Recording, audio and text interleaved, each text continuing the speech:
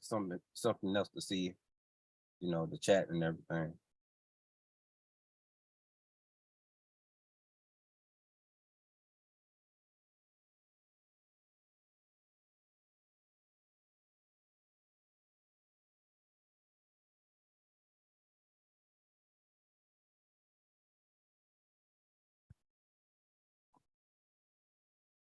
Okay.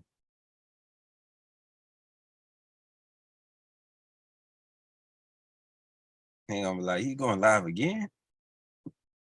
Yeah,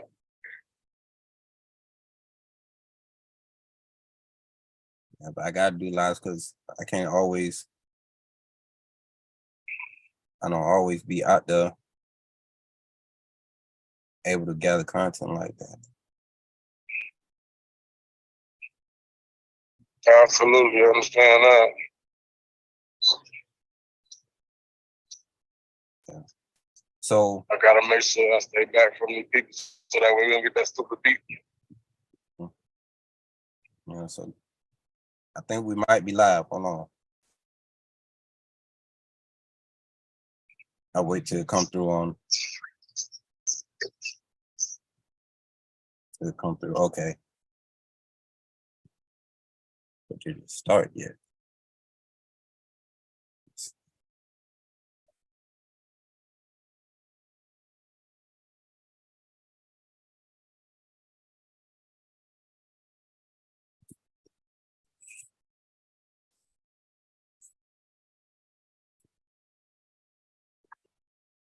Okay, yeah, I think we're good to go.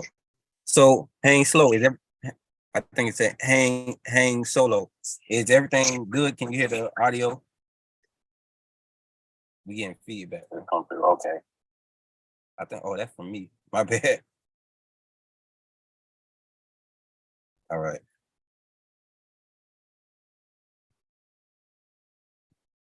Just want to check. Okay, start yet.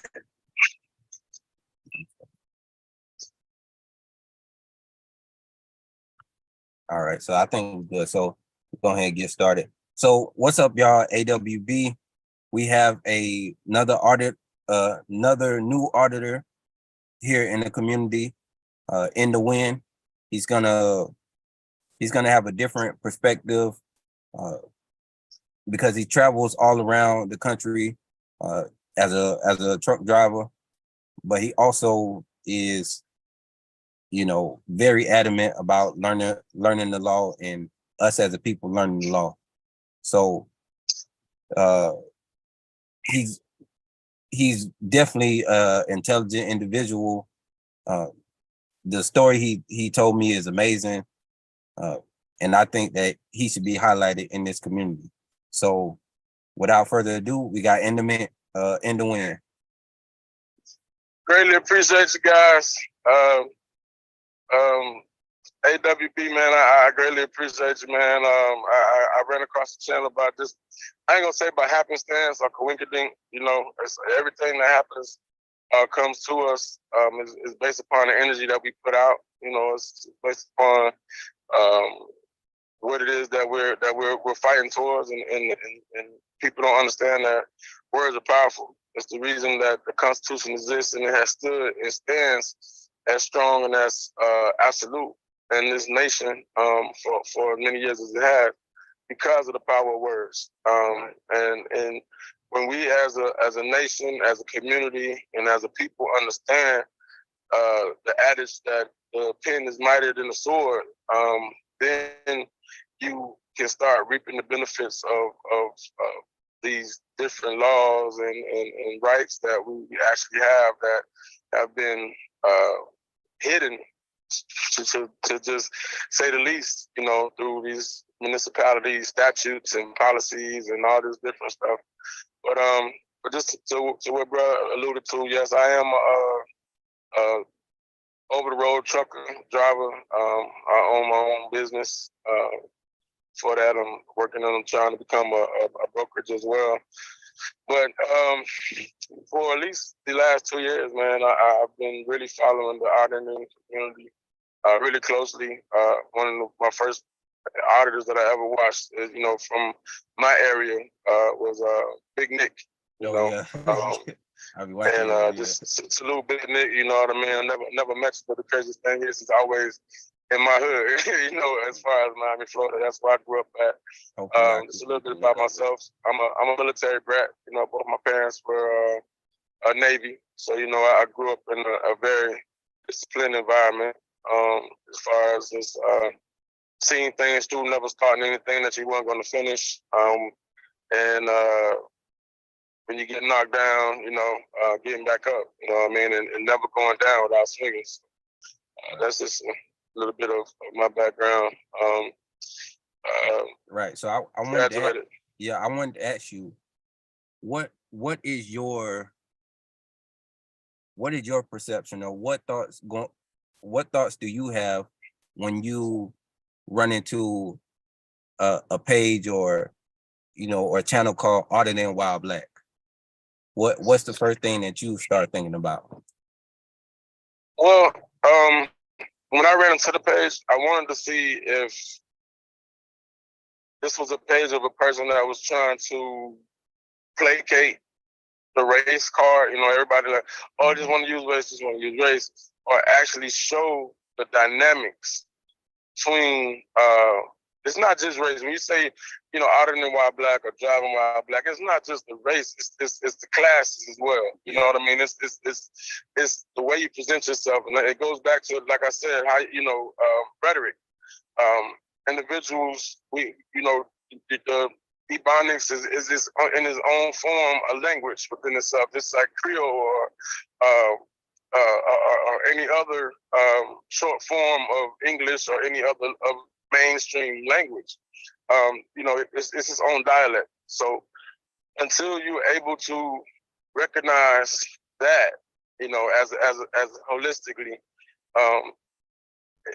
you can't really dive into what it is to really understand what it is auditing while black.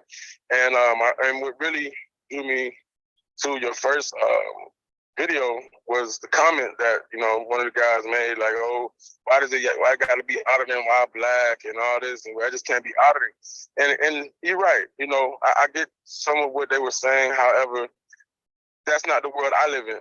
You know, like, so as a man, okay, so let's just be 100 right now. I wake up in the morning as a human being, okay, just like everybody else. Next, once I wake up and God blesses me to bring my senses about myself, I'm a man. Then from there, I look in the mirror and, oh my goodness, I'm a black man in America. But the whole thing is that everyone else can pretty much move or navigate through this racial or ethnical society a little simpler than a true melanated individual. I can't take this off. It's not something I can take off every day, or, you know, lay down when I choose to, or put back on or whatnot. The fact that I choose to wear my hair naturally, how my hair naturally grows, and its natural state causes preconception. Just my skin tone alone and my size. I'm 6'2". I'm 6'2", 200 and well, I'm 310 now, but you know, 280 pounds. You know, at my playing weight, I'm a presence within itself. So, you know, people are intimidated before you even open your mouth. So it's a different attitude. It's a different interaction with people. You know, and the proof in the pudding is as well, when people make comments like, "Oh my goodness, you know, you speak so well," or you know, you're really intelligent. You know what I mean? Like, what do you mean by that? You know, Exactly. I mean, what in comparison to what? Comparison to who? What were you expecting? So those little nuances are the telltale signs that there are a different measuring stick when it comes to us as a whole, and us as a culture. So one of the things that really used to bother me coming up was because I was always usually the bigger person in the room. I always spoke. I mean, I'm not gonna say I speak full King's English, but I mean, articulate, I get my point across, and I actually know what the words that I'm using mean. I always was told, you're the bigger man, so be the bigger man. So I couldn't understand that, because it was like, at first, okay, I get it. You know, you want to rise above and be a gentleman, and, you know, a scholar or whatnot. But then again, I started thinking about it. So if I was a little guy, Napoleon guy, that it would be okay if I was say what I wanted to say, do what I want to do, because I'm the little guy, you know, I'm in things. And I really started taking offense to that, you know. Yeah, then it was because I'm 5'6", so. So, you know, I mean, and I get, you know, a lot of times people overlook the smaller person, but at the same time, you know, you can't. The whole point of your channel, or this movement, is accountability, and to not hold oneself accountable, regardless of stature or race or status, you know, is setting yourself up for a rude and hard awakening when it comes down to what society has in store for you. You know, I've had.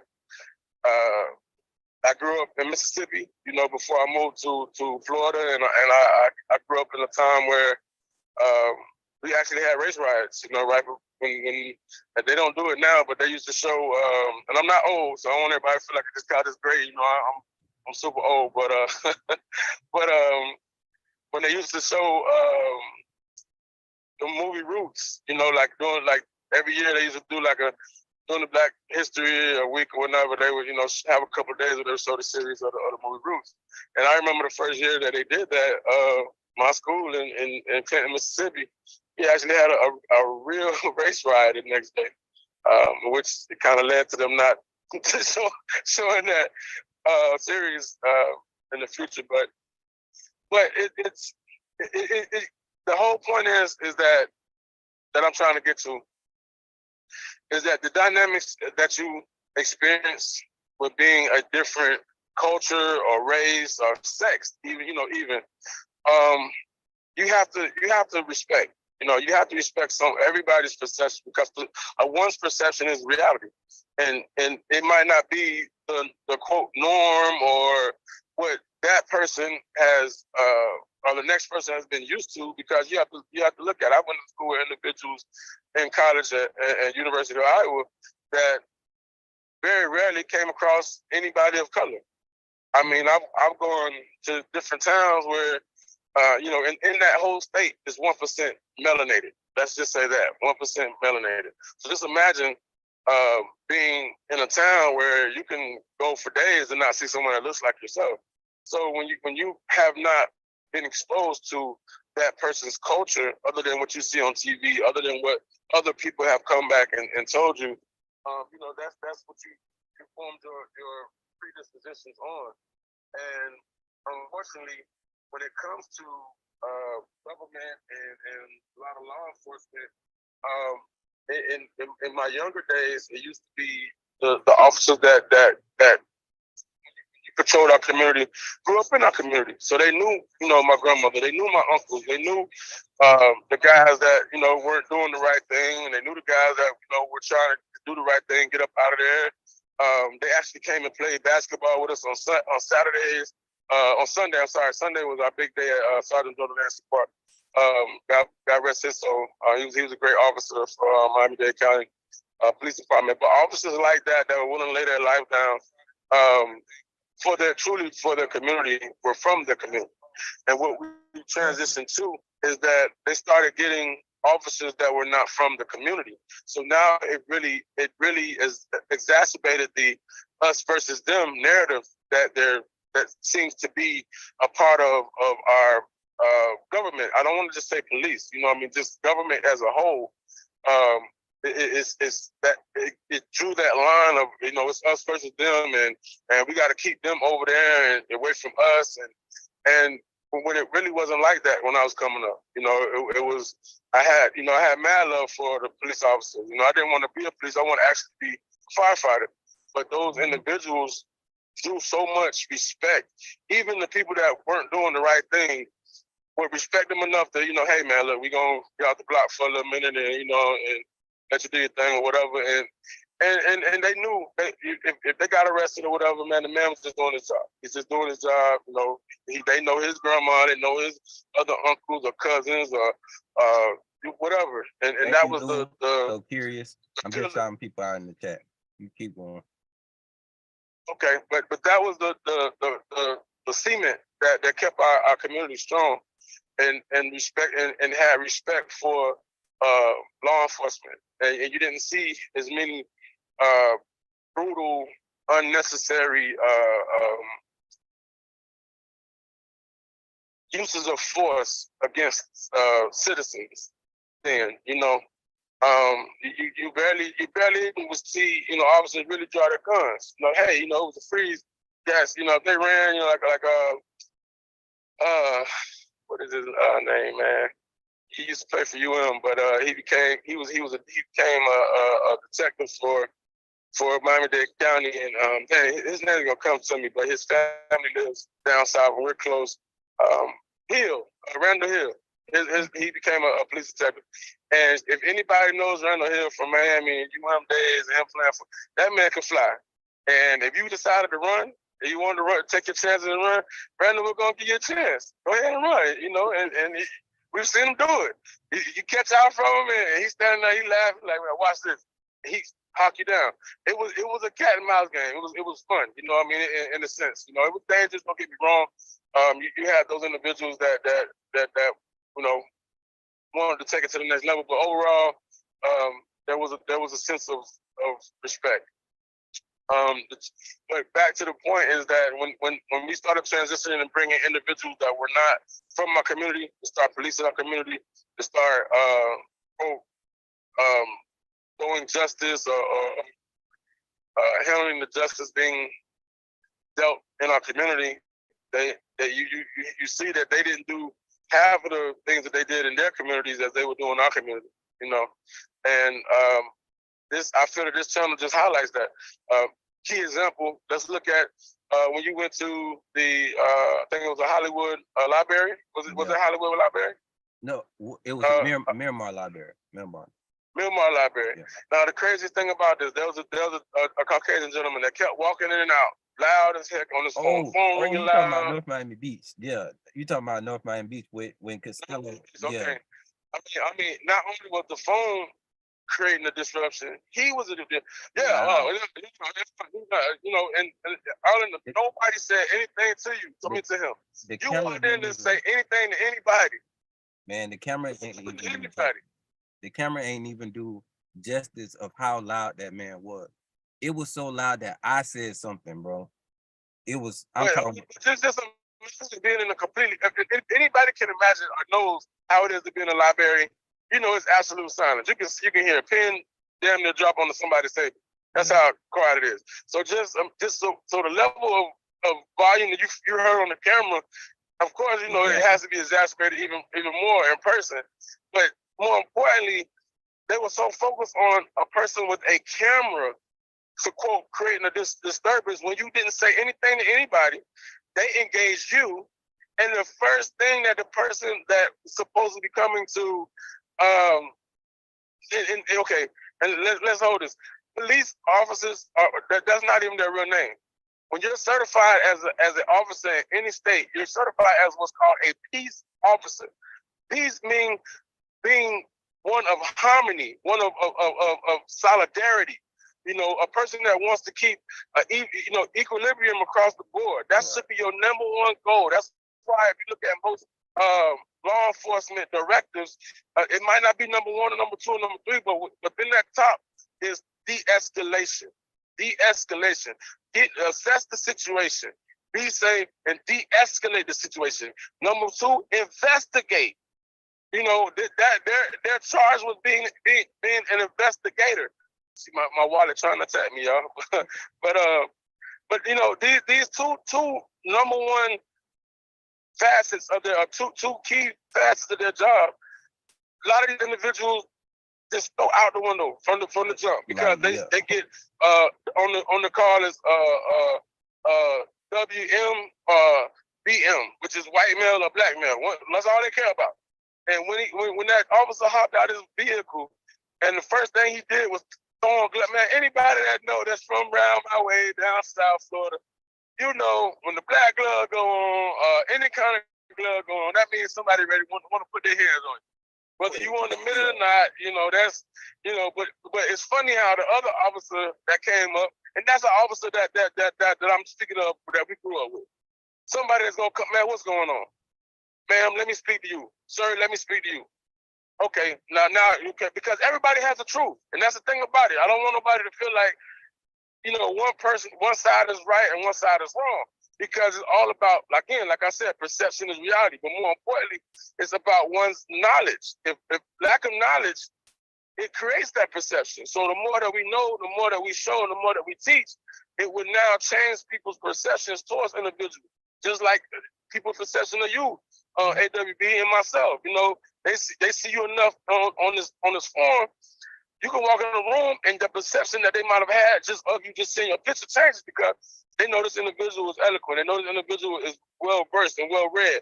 This individual is coming with a purpose, not to try to start confusing. And that's one of the things I like about some of the channels, that they are a little more aggressive. But the one thing I do not agree with and I do not like is confrontational individuals. Mm-hmm. You know what I mean? I don't get that. I know what you mean. For me, it's hard for you to justify trying to teach someone, because that's what I want to do. I want to teach a person. Right. I want us to sit down at that table of fellowship that Dr. King spoke about, and us learn from each other. Us actually take something from this other than hostility, because I can be completely right, but this doesn't change that man's perception or perspective on the law or my culture because of how I dealt with him. Exactly. So I want to destroy and shatter his whole perception of what he thinks that my culture is. Because I don't even want to say a black man, because it's melanated people come in all different hues, all different countries and backgrounds. Mm-hmm. But for that other officer to come up and actually do his job, he heard your side, he heard their side, he investigated, and to his best of his knowledge. Yeah. At the time, yeah. He made his assessment. Now, too, I'm going to say this, and I know it's going to be a lot of kickback. There's a lot of officers out there that know the truth, man, that know the laws, and they know that what holistically they're doing is wrong. However, and it's a double-edged sword with me on that, because I understand that there are some situations where you're going to absolutely have to put your hands in the next man's your life in the next man's hand. You want that person to back you up. However, I feel like this: if you're an officer that sees the tomfoolery, the larceny, the shout out bank pound, that's one of the other guys I follow. But that type of individual that you're not saying or speaking out about that to the powers that may be, even if you can't take it to your higher ups, because the corruption is that high. You got forms like indisputable, things like that, where individuals have that platform to expose these things and get these individuals out of there, because they're not, right now they got your back, but as soon as you don't do what they want you to do, or get your hands dirty how they need you to get your hands dirty in order to make sure they got a cable tow on you, you're gonna get X'd up out of there, man. You're gonna get caught up what they call up in the trick bag, man. So my whole point is, if you ain't exposing them, you just as guilty as them. Don't mean that you did what they did, but you just as bad as them in my view. Yep. Because if you can sit back and watch them do things like that to citizens, not just your community, but any community, any citizen, any person, put their hands on them and treat them that way, and not step up and say something like, what was it? I think it was I want to say for a lot of their sergeant, the young lady that stepped up to her sergeant for how to spray the man in the face in the back of the car. That took courage, man. That took courage, man. Do you know, just think about anybody ever being in on a team setting or just the pressure of your peers to go against the grain for what you know is right. You know, that takes real fortitude as an individual. And that's what we need. And that's what we're trying to expose here in this auditing community. Is those that have, we want to expose the good as well as the bad. If you're able to stand up and just follow your part, do your job, do what you pay to do. That's it. And it's not me that's paying you. You pay, yeah, true enough, you pay your taxes too. So you pay yourself a little bit, but overall, just do your job. Do what you thought that you would do. If your policy says that if you engage anybody to give, and they ask your name, be proud to give your name and your badge number. Be proud to say that the office that you, the department that you represent. Be proud that you are able to be a pillar of your community and be a public servant. Like, see, people have taken that word, like you and I were talking the other day, James, about the phrase public servant. You know, it turned into this bad term, you know, or this degrading, they think you put me down, you know, phrase. When in actuality, when you look at any religion or just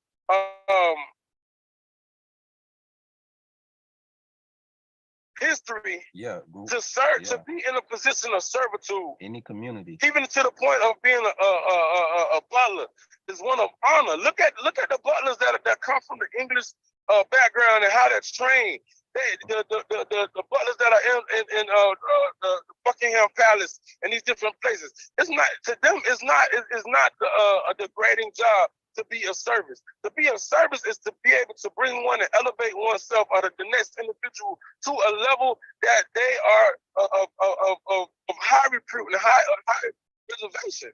So for you to be a public servant and serve your community, there's nothing degrading about that, unless you're doing something that's nefarious. Unless you can't look at yourself in the mirror for some reason and be proud of the job and what you signed on for. Exactly. That's what it really is. You know what I mean? Like we were saying. Like I was dealing with a gentleman one time. You know, just the fact that if they got so much disdain and anger and aggression and they don't even know you, they ain't mad at you.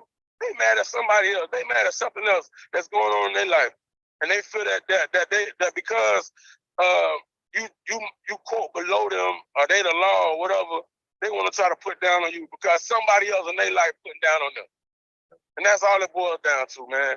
You know, and that's my feeling on it, man. You know, be proud of that. The day that you got that badge pin on your chest, and you raised your right hand and put your hand on the Bible and took that oath.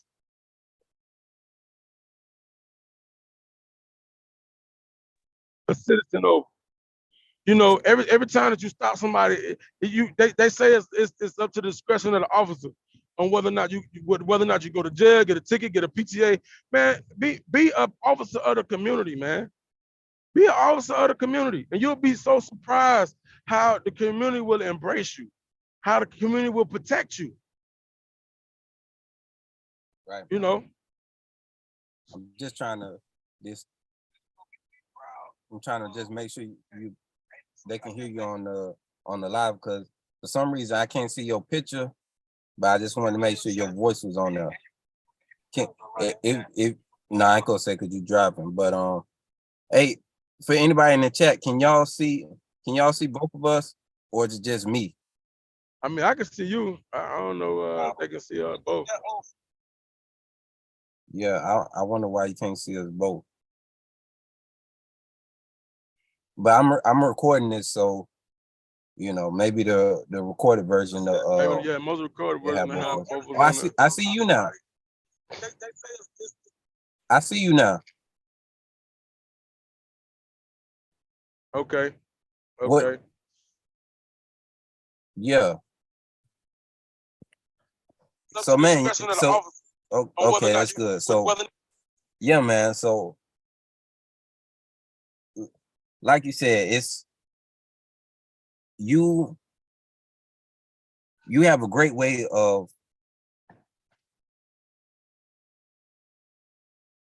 consolidating, you know, or summing up all of this that we dealing with into a digestible form for the people, and the way that you do it is like I tell you, like you gotta save the sauce, and you gotta stay on, like stay creating this content and stay just whenever you feel like, you know, sharing the word, just turn on the camera and keep that content, because Most that and be able to share and share with your audience, or you know, whatever, even if it's just for personal, you know, personal use. I would say keep everything, record everything, and try to keep everything, all your content, try to have a way to, you know, use that content later, or just keep it in general. But I appreciate it. Oh, and let me, I'm not to cut you off, bro. I just want to give you this, give everybody this little tidbit, man. You want me to show you the difference between, want me to help everybody see and understand what white privilege is? Because some people act like they don't understand what do you mean by white privilege? This is what white privilege is. So, like I said earlier, I used to play football for the University of Iowa, right? And then I had former teammates that and even myself, I went to Virginia Union as well. So the best way I can describe that is two people coming from a Division I top-notch athletic program, and then someone that goes to a Division II athletic program. Hey, shout out to James, man. Hope you get that job. He said he got a new job interview. Hope you get that, man. Oh, most definitely, brother. Most definitely, brother. We touching and agreeing that it's already done. You got to learn how to send your angels before you, man, and touch whoever heart that might be that needs to be touched, that need to be softened, to show them, you know, that you're gonna do what you need to do, man. And then once you get it, brother, you got to do it. You got to be there. You got to be there. Yeah. And but yeah. Go back to go ahead. No, go back to your analogy.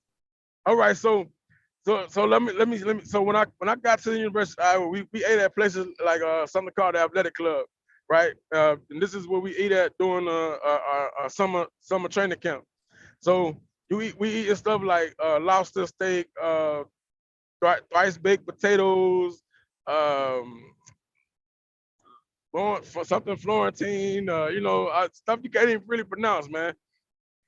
Excuse me. And being where I'm from, never ate like that. So then you got to look at when we go to play our games, you know, our stuff on Friday is taking on 18-wheeler just like I'm driving, and it's taking it the day before we fly out. Now that's even another thing. We fly everywhere we go. We don't take buses. We don't do none of that. Only bus that we take is from the hotel to the stadium, and then from the stadium back to our hotel. Now, when you look at a smaller program, we eat. Oh, and then during you know, regular season or regular day, even when we eat our lunch at U of I, we eat in a separate area. We don't eat with the general population of students. Not that we better, well, I don't know, whatever. Anyway, we eat in a different area. But when you look at somewhere like Virginia Union or a smaller school, we eat lunch with everybody else. We eating the same thing that everybody else eating. Pre-game meals and everything is some, you know, chicken kitchen or whatever, something basic. When you go into a game, no, we're not flying to the game. We riding the bus to the game where we're going, and our equipment is underneath the bus with us. You know what I mean? So so that's the best way I can kind of sum up white privilege versus you know other privilege.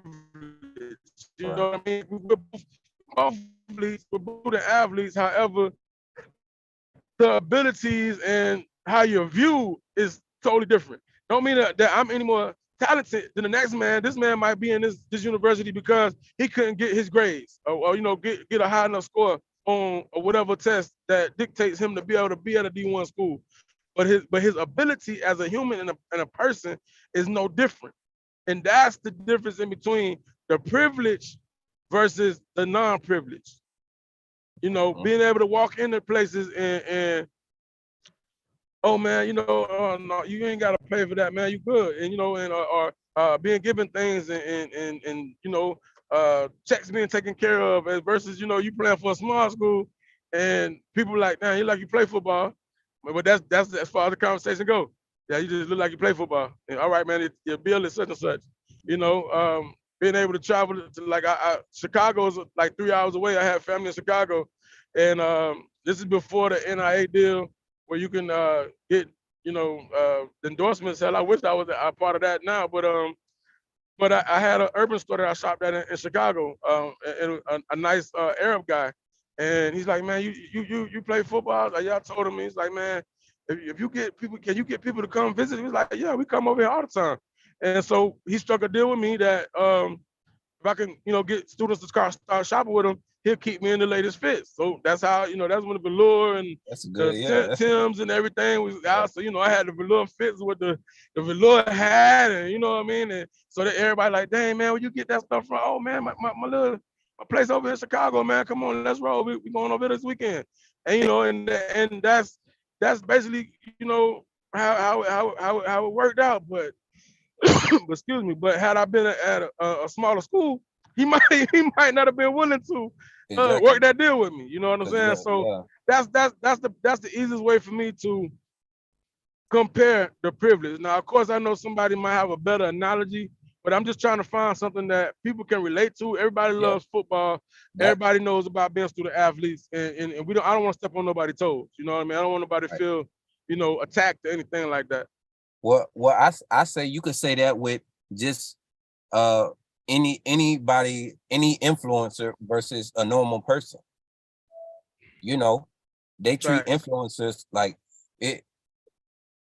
Let me have walked into that city hall, and those public officials that I sent all this information to saw that 100,000 people had saw that video versus, you know, a couple thousand. I think they would have approached the situation totally different. You know what I'm saying? So you know, influence can be a form of privilege as well. Absolutely. Like just, Absolutely. but I want to ask you, so tell them what you know, what you got in store for your channel, and you know, the dynamic that, you know, you're going with as far as, you know, what you want Well, to do with for your far as channel. my You don't have to channel, go into man, I deep want to detail. give from it's gonna be multifaceted, but the main two things is I want to show people what having a CDL can do for you as far as changing your trajectory of your life, and more importantly, to be involved in the logistical game. You don't have to just be a driver. You know, this is a $400 billion a year industry, and there are several avenues for you to make money in this industry. And just imagine if you just got 1%, percent of a percent of $400 billion, man. You know what that would do for your life. You know, I'm a former. Hold on. Before you get into this, let's back up. How did tell these people how you got started in this industry, the way you did it? Because I was, you know, it was crazy to me. This was like not unbelievable because you obviously did it, but just astounding and amazing, and shows the level of intelligence that, you know, you dealing with yourself. Well, I always want to give credit to God. You know, God gives you certain gifts, and I've always had a gift to be able to retain information that I either hear or read or see, and and this is my third year being, yeah, I'm going to my third year of driving. So uh, you know, you know, pandemic coming in really hard. Things aren't really going the way that I want to go career wise, and got to make a decision, man. You know, I got kids, you know, wife, everything like that, and it's like, hey, man, you got to stand up, bro. You got to do something. So my father, he has his own trucking company, and you know, I told him that, look, I'm ready to go ahead and get my CDLs, and but I don't, you know, I went in, and there's a school in Miami by the name of well, don't even worry about the name of it, but it's a CDL school in Miami, and most of these schools are around the same price. They charge about $8,000. Now, I didn't know anything about any of the grants that they have available now, you know, for individuals to possibly do the school for free. But you know, they were saying, hey, well, you can finance it, and then, you know, once you get on with one of the bigger carriers, they have these they pay back, help you pay back your student loan of going to CDL school. Myself, man, I've always bet on myself. You know, I've never wanted to be indebted to anyone, you know, as much as, or as least as possible. And so I had $700 left in my bank account. And I said, man, I'm a bet on myself. You know, and my dad was like, oh, no, I'll finance it. Just go to school. I think you should go to school. I was like, man, look, I can read, I can understand and read. You know, you have a truck that you can just give me the basics in. I think I'll be all right. So I study. They actually, a lot of people don't know that they have the actual test on YouTube. You know, for Florida Department of Motor Vehicles, they have the actual test. They have the person read the question, pause, give you the answer, and of course it's not going to be in the same order, but you know, pretty much the information is not going to change. So what I did was I downloaded the book. I in this is Hold on. audio, Oh, you breaking up. You visual, breaking up. You audio breaking up. chemical. Hold on. Wait till Hold you on come one back. second. Let me reset my head. Yeah.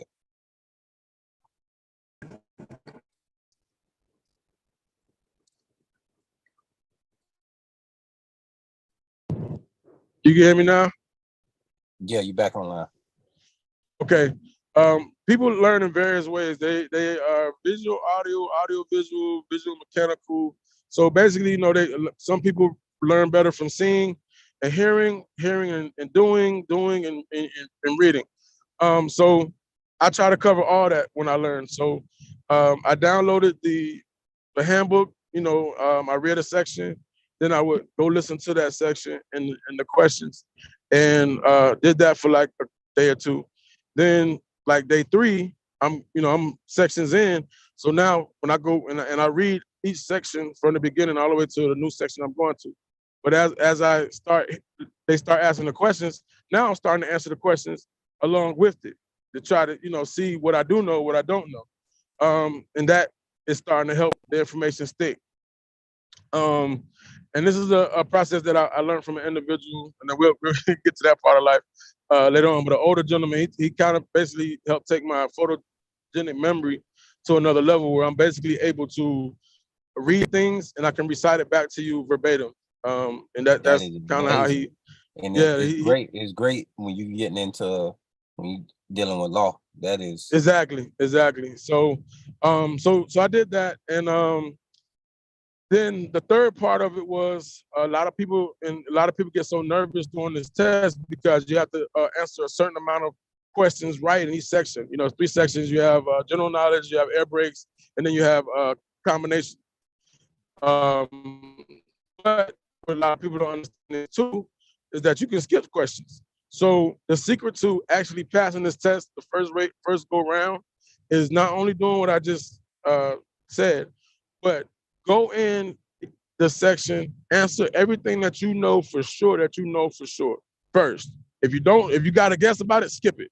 Go to the next question. Because once you go through so many questions, it's going to bring it back around. It's going to bring you back around to, you know, to the other questions. So now you've increased your chances of passing the test because you have so many questions right already, you know, based upon the stuff that you already know that you know. Now you go into, okay, I'm going to kind of guess at this and you know, do process of elimination, try to get it down to 2 answers and that 50% chance of being right or wrong. And then, that's you how know, you went should from do it. there. Yeah, so you know that's how I ended up being able to go through my original test with all 3 sections being passed, no issues. So when I finished that, of course you get your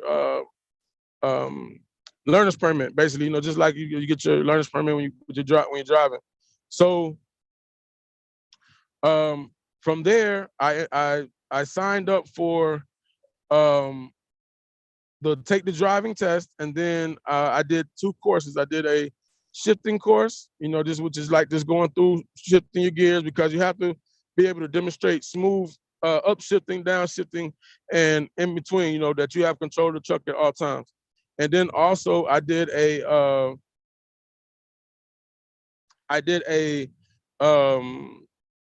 inspection course. So you have to you get what's called, when you do the inspection part of the test, you're gonna get what's called a Form A, Form B, Form C.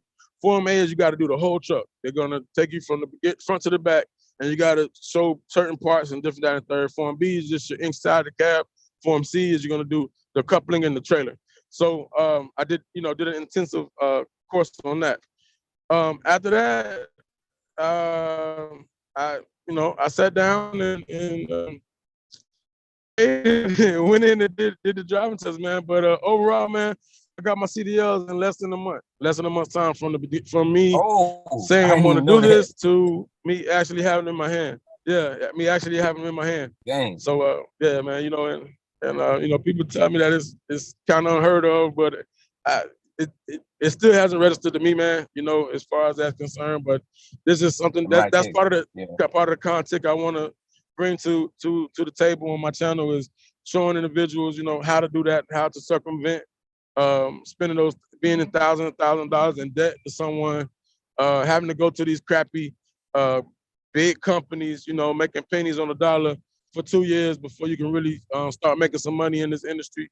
And secondly is when I have downtime, meaning that like I might not have a load, I might not going to be loaded till the next day, I'm going to go into to the town that I'm in and do some auditing, go to the city hall or to the police, stations and stuff like that, and do some auditing. I mean, I go all across the country, so hopefully there'll be some good content, to be, from places that might not have seen a lot of the melanated individuals, around. So especially of your and I think even with auditing, auditing while black, okay, they're gonna see the dynamic versus you versus me being 5'6" versus you being what you said 6'3", 6'2". Yeah, so 6'2". So somewhere in between, yeah, Yeah. I just say so 6'2". I'm interested to see the dynamic of them handling you versus me.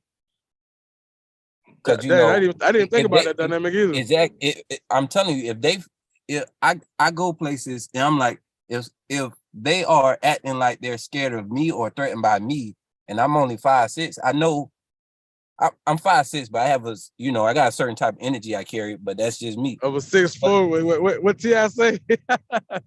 Yeah. Of a 6'4" ninja. Yeah. So it's people, sometimes, they're not used to that. But it's different when to the you energy, have somebody that's 6'2" with the same type of coming with that same type of spirit. Now it's like, oh, what are we really gonna do? Yeah. Like, oh, he's like that, but he only 5'6". We may be able to handle him. What happens when you 6'2" and they feel that same? They feeling that same. And I'm not a Billy Badass by any means, but I am.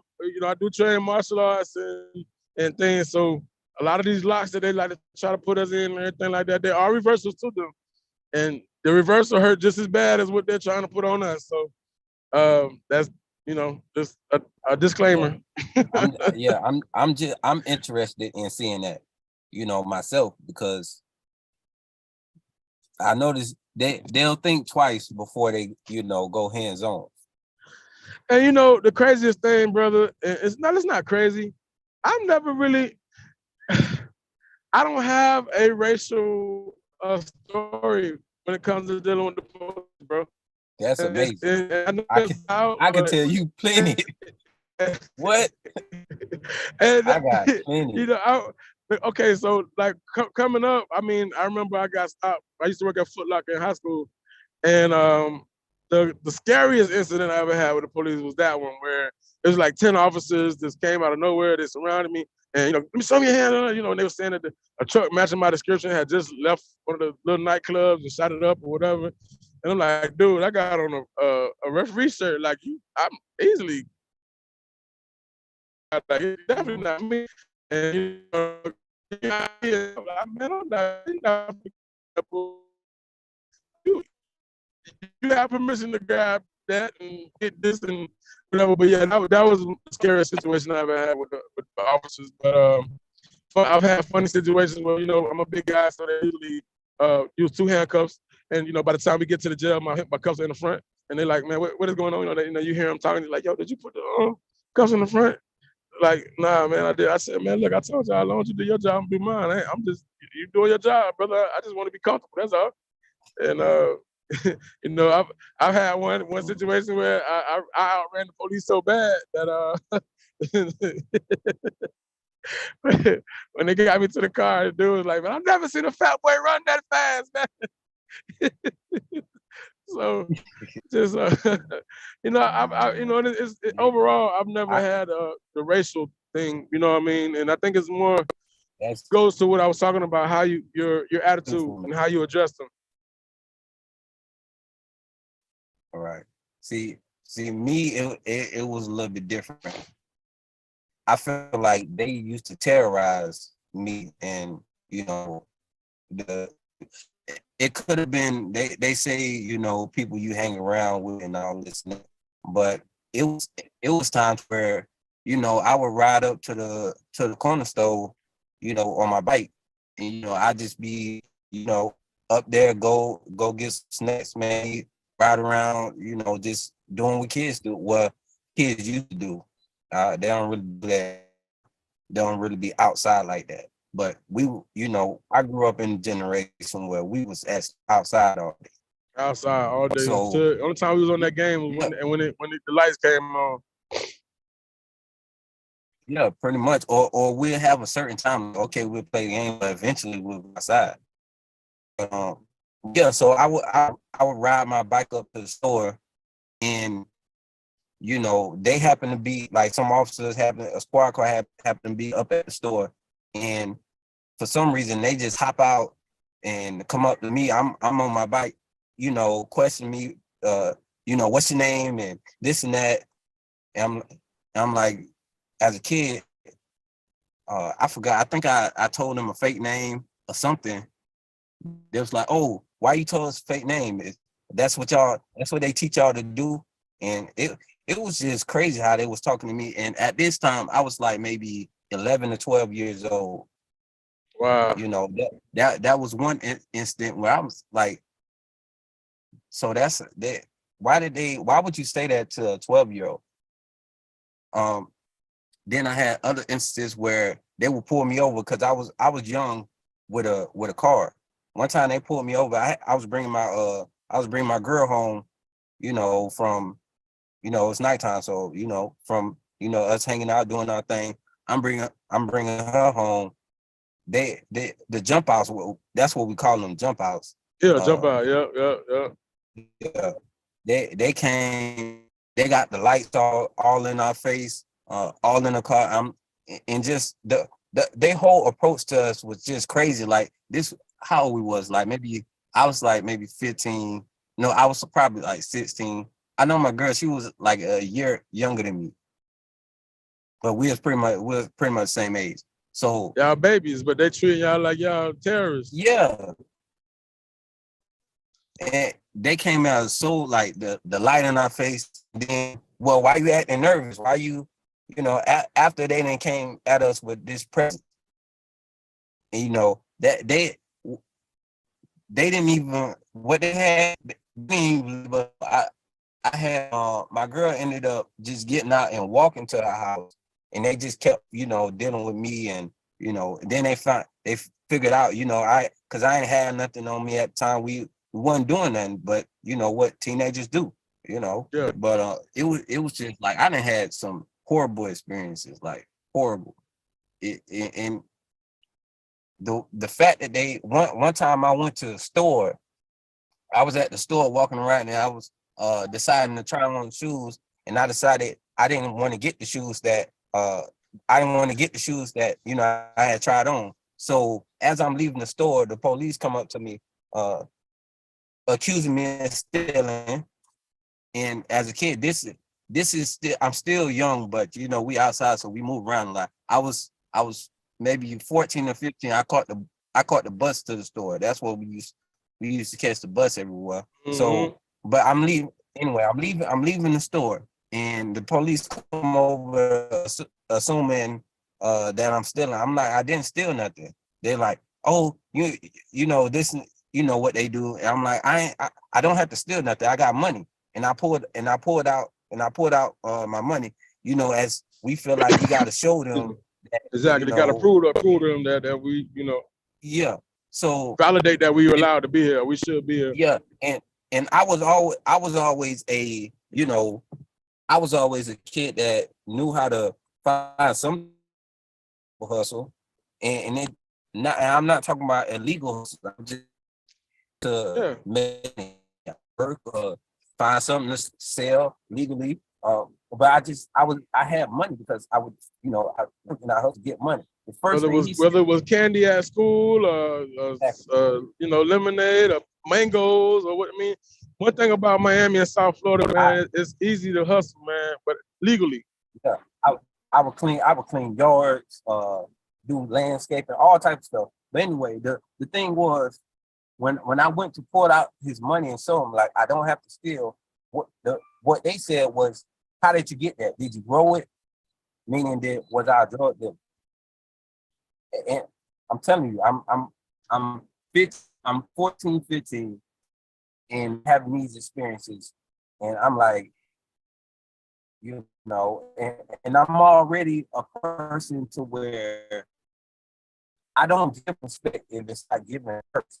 So you can't expect respect from me first, you know, or it's mutual, you know. Exactly. It's not going to be like, I'm just going to respect you and you're going to disrespect me.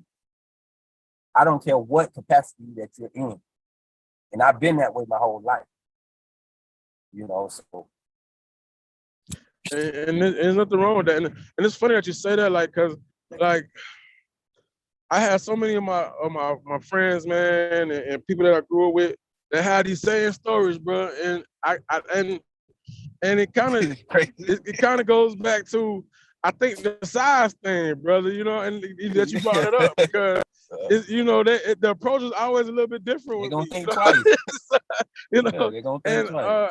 Yeah, I never really thought about that dynamic, man. You know, because in my mind, I'm a little guy. Everybody like, man, you crazy, but to me, I'm little. And they come at me crazy. You know, for me, what really led me, because you know, like we discussed, I'm trying to go ahead and pursue becoming a lawyer as well. And what really blew my mind, man, it was I had issues with my license in the past, right? And I was in court one day, and this older Hispanic lady, and you know, there was a disconnect due to, you know, language barrier, you know what I'm saying? And then two, you know how it is for us, for people that are melanated. They don't even want to be in court. They just want to get the hell from around there. They, you know, you're just happy to get out.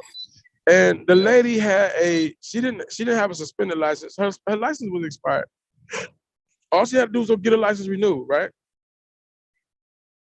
So the state has to make an offer. They offered her, oh, if you want to get it closed out today, you can do job legal, community service, this, that, and the third, and then we'll close it out and you just get your license. Now, mind you, bro, she didn't have to do job legals for individuals that can't get their license, and they do this program in order to allow them to get this. Job legal cost at the time was $250, $75, and then you have these people. So I'm sitting there listening to this, and the judge it's supposed to be an impartial party. You know what I mean? Like they can't give you legal advice. She kept asking Eddie, ma'am, are you sure you just don't want to go get your license? And I set it aside and you come back. She's like, oh no.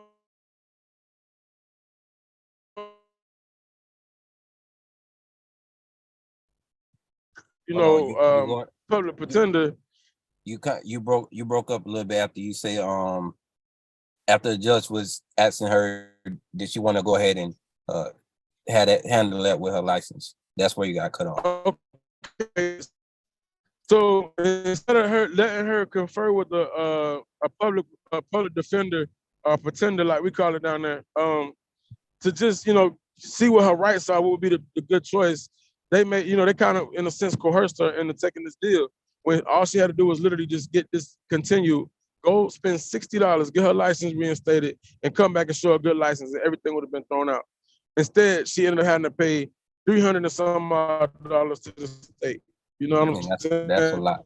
And I just People don't be having that, bro. Like exactly. You know what I mean? You don't know what this lady, financial situation was. And that really just rubbed me so bad. So now comes my case, So everybody know I've lived on both sides of the fence in my life, unfortunately. But fortunately too, God's brought me through it and made me better for it. And thoughtful in your choice of words going on with that now. So I got a ticket for blown headlight and driving without license knowingly. So when you're driving without license, originally it's just a ticket, and it's a non-arrestable offense. Once you've been ticketed before and you do it knowingly, it now becomes an arrestable. It becomes a criminal offense, so they can arrest you for it. So I get taken, get that, and so the prosecution makes their offer. They offer. They tell the judge, well, with his past, he scores out to 7 years. We're offering 5 years. Take the felony today. What? And I'm like, what? I say, what? Now, mind you, I had a public pretender. He's like, man, look, with your record, this, that, and the third, man, this is a great deal. You should take it, man, because if not, you're gonna get the max. You're gonna go to trial, bro. It could be 7, or it could even be more than that. I'm like, dude, what are you talking? I say, I ain't what, trying man? to talk to you. Yeah, Go exactly. I say, man, you know what, business. man? And I said, yo, you fired, bro. He's like, what? I was like, man, you fired. I say, ma'am, Your Honor, may I please address the court?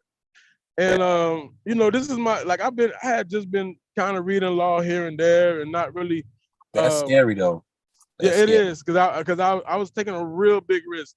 But one thing about me is that I've always believed in telling the truth, whether it is it doesn't work in your favor all the time, but I can look myself in the mirror at any given time, and that's more important to me. So, I said, Your Honor, may I please address the court? She said, yes, sir, Mr. Thomas.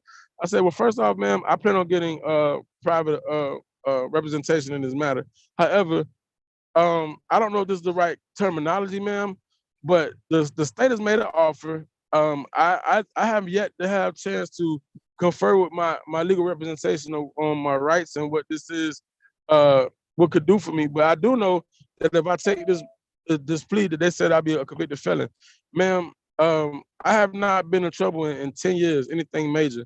There is no victim in this particular issue. There's no injured party. Violation. And I couldn't. At the time, I didn't know correct terminology. So I'm saying, ma'am, and also if you look, ma'am, there was no potential victim in this because they didn't catch me speeding. There was no reckless driving or anything like that. I got pulled over for a blown headlight, at which time, ma'am, he ascertained that my license was suspended. So other than that, my driving was was part of the law. Ma'am, the only reason I'm not refuting the fact that I was wrong in driving, but ma'am, I had to provide for my kids. At the time I had 4 children, and it's like, ma'am, I'm trying to do the best that I can. I'm not doing anything illegal to provide for them anymore.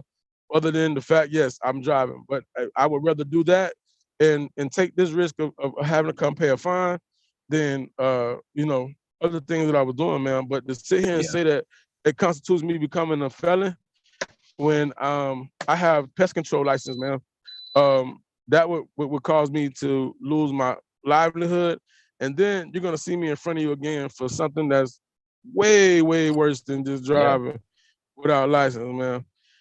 So she's like, well, you know, and I said, you know, ma'am, and I don't know if this is the terminology or not, but is that not coercion? Are they not coercing me into becoming a felon by not allowing me to confer with my attorney? At that moment, she turned her head to the side and was like, Oh, you got something you right know, there. Mr. Thomas, you're absolutely right. That is coercion. So she said, so what would you like to do? I said, well, ma'am, I think I should be able to at least get a hardship license. You know, if anything, you know, at least give me a chance to try to get a license and come back to show the court, you know, my intent. She's like, well, how much time you think you need? I asked her for 6 months. So she set me off. And at this time, I was starting a business in Louisiana. So, you know, I have been that business is 10 years old now. Thank God. God bless. Thank you, Lord. So um, went to travel to go, you know, get that going, and started paying fines off and seeing what I needed to do as far as, you know, classes or whatnot, and entering those things. So court rolls around. I had to spend like $500 to get back on a flight home. So I got all my receipts, everything, boom, boom, boom. And I don't know what it was about this prosecutor. Like I was telling you, this lady, she was like the number one DA at the time, assistant DA. And she had like a 97% conviction rate, you know. But she just had it in for me, bro. She really wanted me to go to prison. I never did. I never seen a lady day in my life. And so um, get there, you know, and I told the judge, I'm like, ma'am, I got this stuff done so far. Woo-woo. I would have had more paid on it, but I had to, you know, fly back in front of you. I didn't want to get a warrant, anything like that. So she's like, okay, Ms. Thomas, I see you actually working towards it. What would you like to do? Can I get another continuance? You know what I mean? So I could try to X, Y, Z. No problem. How much time? Can I get You 6 ain't hurting months? nobody. Sure. Yeah. She said sure. So the prosecution, she is livid, like, Your Honor, this stop. And she's like, well, and also, Mr. Thomas, please, I don't want you to get caught driving in Dade County. I was like, no problem, ma'am. Okay, so um go, you know, get some classes done. I'm able to go and set up the hearing for the hardship. Like you have to like go in front of some tribunal kind of thing.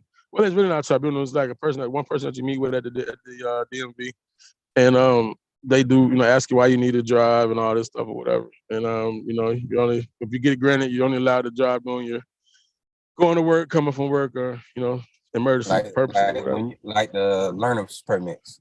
Yeah, pretty Like, much. yeah. So in between that, we ended up taking my kids to Disney, and like a lot of people, you know, I used to like the herbage, and you know, I don't see anything wrong with it, but, you know, unfortunately, it is not legal, or it wasn't legal at that time. Yeah, So we get exactly. pulled over It's and crazy for how my it's tents on legal. my car. Yeah, you know what I mean? For my tents, and you know, ended up getting a little charge up in Port St. Lucie.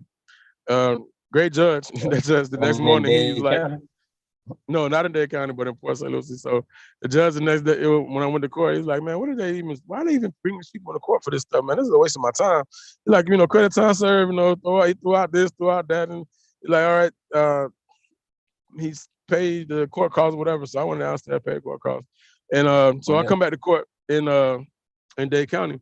So I come in the courtroom, and this is the first time that the prosecutor is, you know, smiling at me and all this, and I'm like, oh no, this something's wrong. Something is really, really wrong, you know. And so but I have my I'm just about, like, I'm almost to the date where I have the hearing for my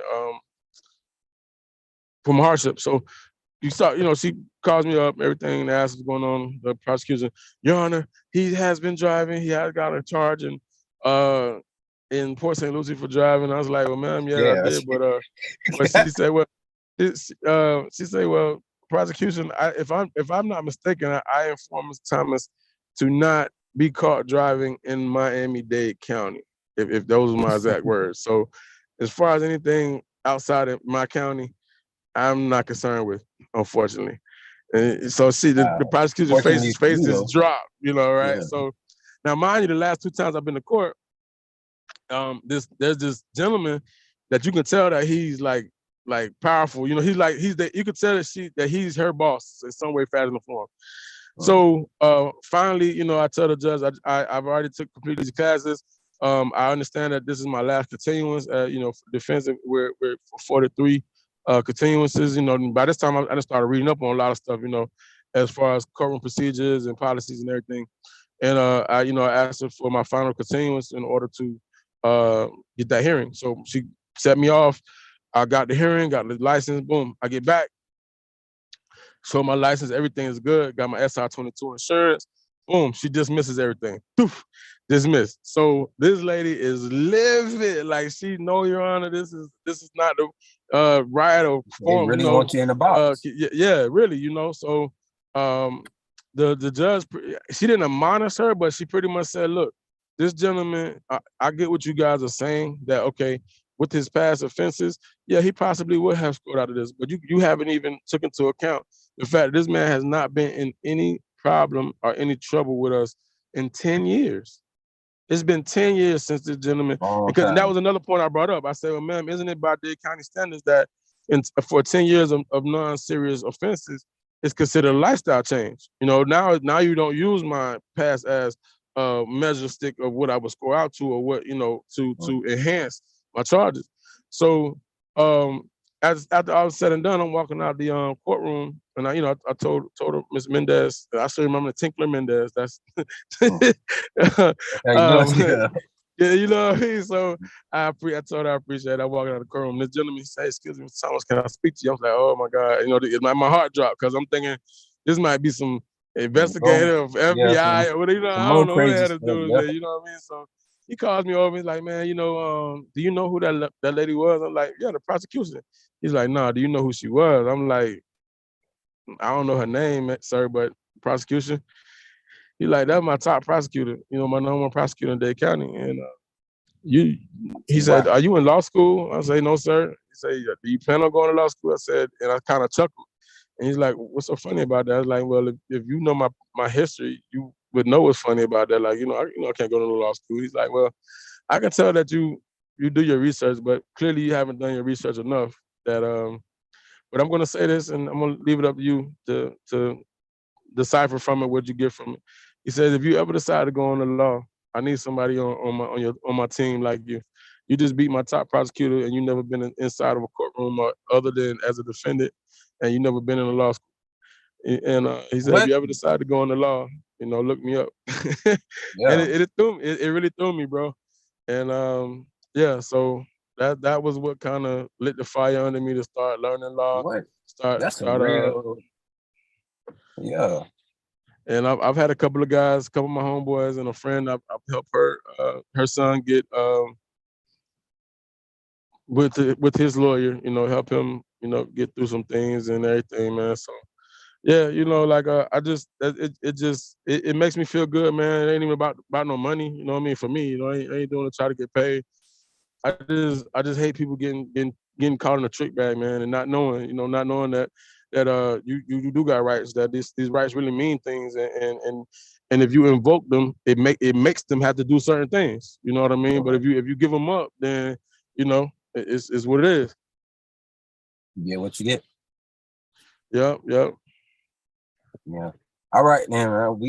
Let's go ahead and wrap this up, man. But yeah, most def, man. I gotta get some go-go juice, man. Just chuck on E. But I greatly appreciate this time, man, that you took out with me, brother, and allowing me to come on your platform. Once I get everything up and running with mine, I'm gonna definitely show the love, vice versa, man. And I'm looking forward to us going on our first audit, but I really want to get out there and see what it is down there, man. Yeah, what they got going on is crazy. So, yeah. But most def.